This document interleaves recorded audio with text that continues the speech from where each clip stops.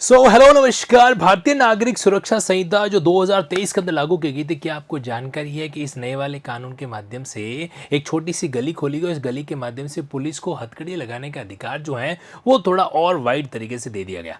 मैं फटाफट आपको बताना चाहता हूं कि इतिहास क्या था और 2023 के कानून के बाद में क्या सिचुएशन है जो हमारे सामने आई। देखिए, सबसे पहले आपके सामने सुप्रीम कोर्ट का एक जजमेंट आया था जिसका नाम था प्रेम शंकर। ध्यान से सुनना, आज भी एग्जाम के अंदर ये जजमेंट पूछा जाता है। प्रेम शंकर वर्सेस दिल्ली एडमिनिस्ट्रेशन 1980 का एक मामला है। सुप्रीम कोर्ट ने बोला कि भाई ये किसी व्यक्ति को आप इस तरीके से जब गिरफ्तार करते हो, एक कोर्ट से दूसरे कोर्ट लेके जाते हो ना, तो इसको हथकड़ी मत पहनाया करो। ये बात प्रेम शंकर ने कही।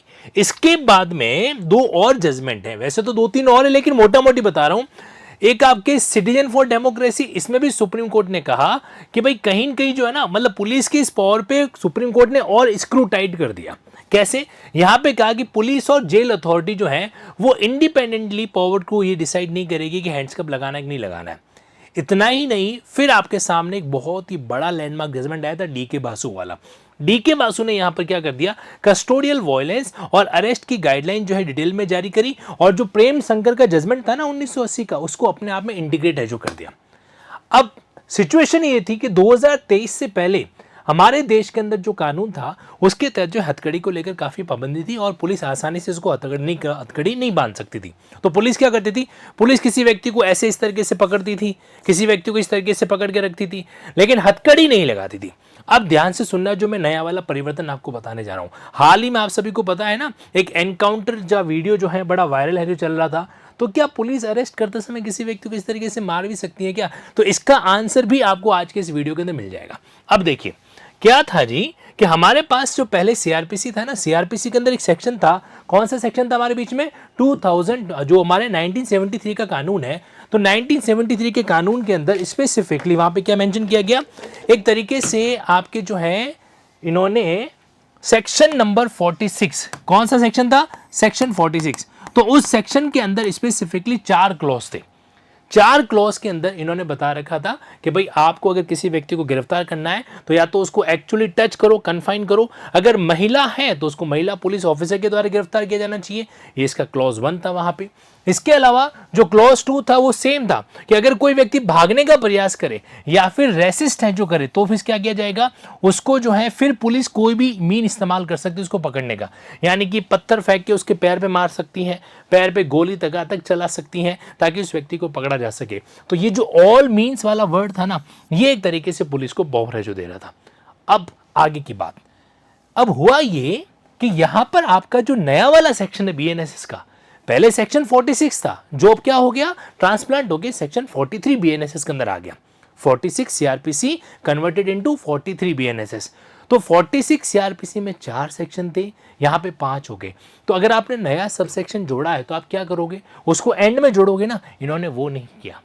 कानून बनाने वालों ने नया सब सेक्शन यहां पे जोड़ा, यानी कि 43 सब सेक्शन 3 जो है, इसका कोई भी पार्ट पहले था ही नहीं।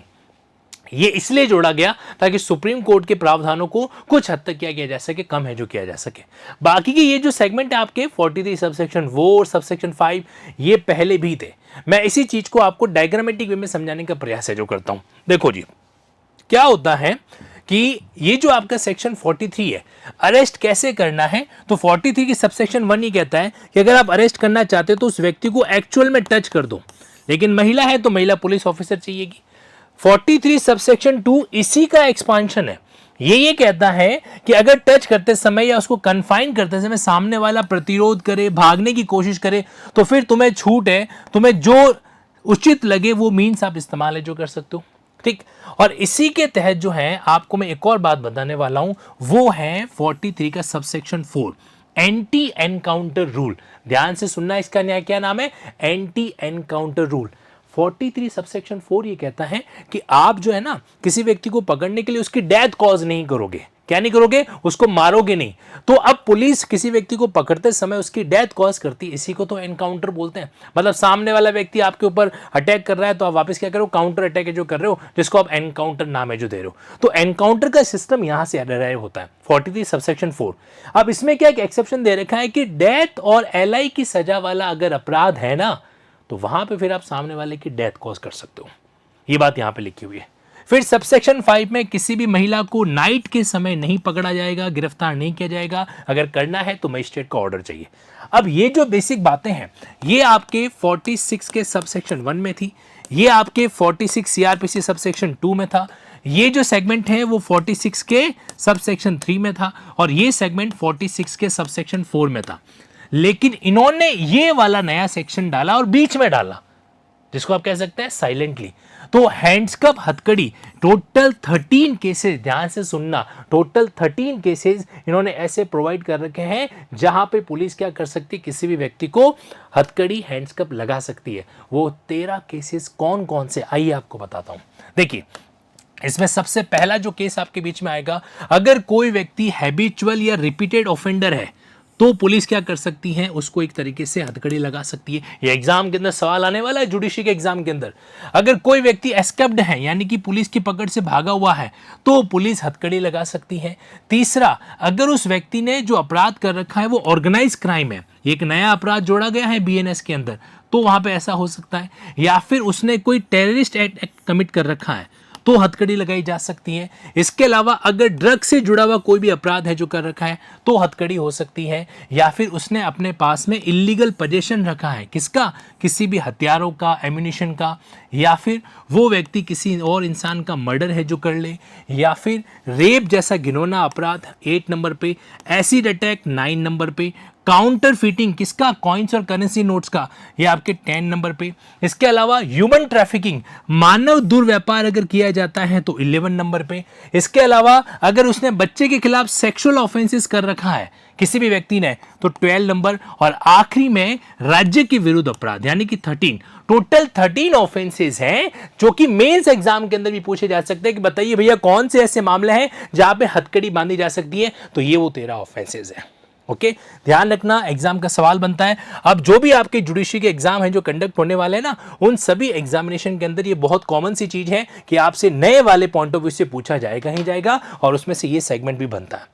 ओके, कमेंट बॉक्स में मुझे बताइएगा कि ये छोटा सा एकदम सीधा स्पीडी सेशन आपको कैसा लगा इस तरह के सेशन में, ताकि आपके लिए प्लान है जो कर सकूं। एक और बात, 30 जून तक अगर आप चाहें तो लिंकिंग ऐप के जुडिशरी गाइडेंस प्रोग्राम से अफोर्डेबल प्राइस के साथ जुड़ सकते हैं, वो भी 3 साल की वैलिडिटी के साथ। 1 जुलाई से जो हमारा रेगुलर प्राइस सेगमेंट है वो आपके लिए अवेलेबल है जो रहेगा। So don't miss this chance. और आपके पास 9887746200 इस नंबर पर आप टीम से कनेक्ट कर सकते हैं। और बाकी आप चाहे तो जुडिशरी के रिकॉर्डेड सेगमेंट को भी ज्वाइन करना चाहते हैं, वो आपके पास पे ऑप्शन अवेलेबल है। Thank you so much for this part. तो हथकड़ी कौन कौन से केसेस में लगाई जा सकती है, ये सवाल याद रखिएगा। Thank you.